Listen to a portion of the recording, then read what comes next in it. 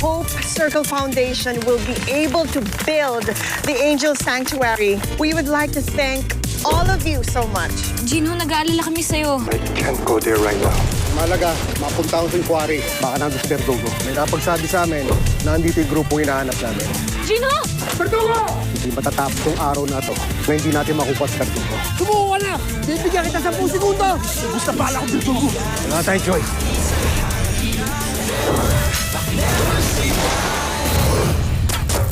Up next, State of the Nation on GTV.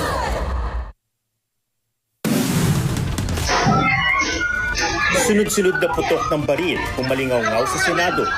Sa gitna ng mga impormasyong aarestuhin, si Senator Ronald Bato de la Rosa. This is the Senate of the Philippines. We are allegedly under attack.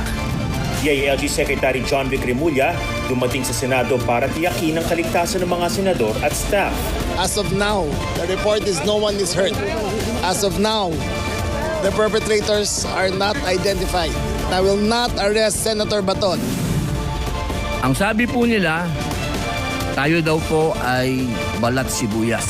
Ang suggestion ko, isampa na yung ethics case. Kasunod ng mega sagutan kahapon, Senators Robin Padilla at Kiko Pangilinan muling nagpatutsadahan sa plenaryo.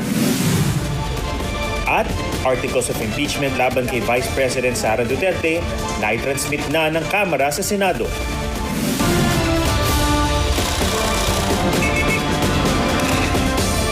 State of the Nation. Umalingaw-ngaw ang sunod-sunod na putok ng baril sa loob ng Senado.